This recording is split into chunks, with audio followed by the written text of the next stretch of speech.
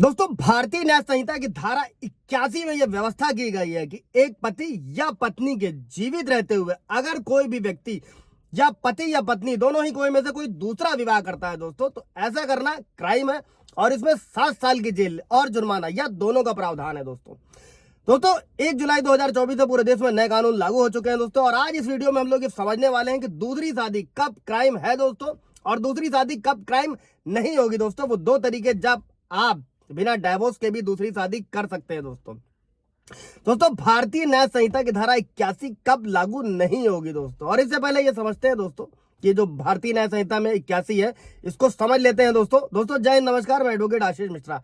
दोस्तों लाइक कर दीजिएगा, शेयर कर दीजिएगा, सब्सक्राइब कर दीजिएगा ताकि इन्फॉर्मेशन और लोगों को भी मिल सके दोस्तों नए कानून में क्या व्यवस्था की गई है उनको समझते हैं दोस्तों वैसे तो दूसरी शादी करना जो नए कानून में व्यवस्था की गई है कि जो दूसरी शादी वाला कानून है दोस्तों, ये सरकार के खिलाफ अपराध नहीं है दोस्तों, बल्कि केवल पति या पत्नी के खिलाफ एक अपराध होता है दोस्तों। और इसमें जब तक ऐसे केसेस में जब तक दूसरी शादी करने वाले व्यक्ति की पत्नी या पति में से कोई शिकायत नहीं करता है दोस्तों, तब तक इस अपराध के लिए कोर्ट संज्ञान नहीं लेता है दोस्तों। साधारण शब्दों में इसका मतलब ये समझिएगा दोस्तों, जिसका मतलब होगा कि जब तक पति या पत्नी द्वारा शिकायत या कंप्लेन नहीं की जाती है, तब तक भारतीय न्याय संहिता की धारा 81 के तहत कोई भी कार्यवाही नहीं की जाएगी दोस्तों।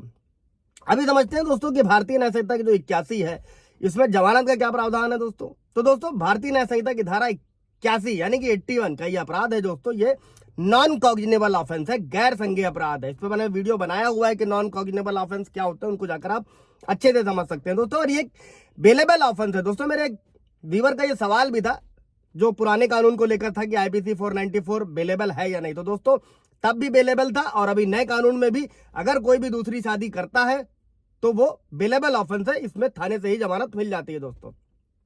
और इस धारा के मामले में दोस्तों पुलिस आरोपी के खिलाफ सीधे एफआईआर दर्ज नहीं कर सकती है, ना ही अरेस्ट कर सकती है दोस्तों। और जिसमें आरोपी व्यक्ति को जमानत आसानी से मिल जाती है दोस्तों, और जिसका फैसला ये प्रथम श्रेणी के मजिस्ट्रेट द्वारा देखा जाता है दोस्तों।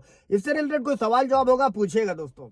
तो दोस्तों अब जो नए कानून में व्यवस्था की गई है दोस्तों, साधारण शब्दों में इसका मतलब होता है कि कोई भी महिला या पुरुष अपने पति या पत्नी के जीवित रहते हुए बिना तलाक लिए दूसरा विवाह अगर कर लेते हैं तो भारतीय न्याय संहिता की धारा 81 के तहत ये अपराध है दोस्तों। और भारतीय न्याय संहिता की धारा 81 में ये व्यवस्था की गई है कि अगर कोई व्यक्ति दूसरी शादी करता है और अपने होने वाली पत्नी से अपनी पिछली शादी को छिपाता है दोस्तों, तो ऐसे में पत्नी एफआईआर दर्ज करा सकती है और आदमी को 7 साल तक की जेल भेज सकती है दोस्तों। अभी समझते हैं कि दूसरी शादी कब अपराध है, कब क्राइम है दोस्तों। जब भी अगर कोई पति या पत्नी पहले से ही मैरिड होते हुए अगर दूसरी शादी कर लेता है तो ये क्राइम होगा दोस्तों नए कानून में।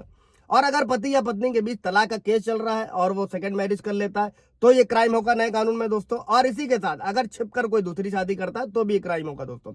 और इसी के साथ ये सेक्शन तभी लागू होगा दोस्तों जब जो मैरिज हुई है दोस्तों वो वैलिड हो।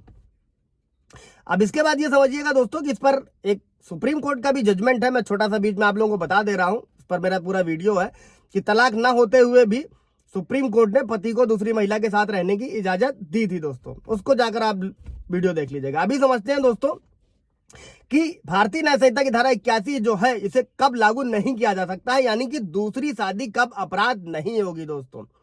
तो किसी भी व्यक्ति पर ये जो कानून है दोस्तों, अगर पति या पत्नी लगातार 7 साल से अनुपस्थित है, यानी कि पति या पत्नी में से कोई मौजूद नहीं है, यानी कि उसका अता पता नहीं है दोस्तों, या फिर उसके कोई जीवित होने की सूचना नहीं है, ऐसे मामले में दूसरी शादी अपराध नहीं होगी। 7 साल तक का टाइम दिया गया है दोस्तों नए कानून में। दोस्तों अगर शादी धोखे से की गई है, बिना मर्जी से की गई है और शादी के दौरान लड़का या लड़की दोनों ही बालिग थे, और दोस्तों जो सारी शादी शुरुआत से ही शून्य हो, यानी कि कोर्ट ने उसे शून्य या नल एंड वॉइड घोषित किया हुआ है दोस्तों। और शून्य विवाह ऐसी मैरिज को कहा जाता है दोस्तों जिसमें शादी को शुरुआत से ही अमान्य माना जाता है दोस्तों। और एक शून्य विवाह का अर्थ यही होता है कि विवाह शुरू से ही मान्य नहीं होता है। इसलिए अगर व्यक्ति दूसरी शादी कर लेता है तो उसकी पहली शादी शून्य है, तो भारतीय न्याय संहिता की धारा 81 में दूसरी शादी क्राइम नहीं होगी दोस्तों। इससे रिलेटेड कोई सवाल जवाब होगा दोस्तों तो पूछ लीजिएगा। Thank you.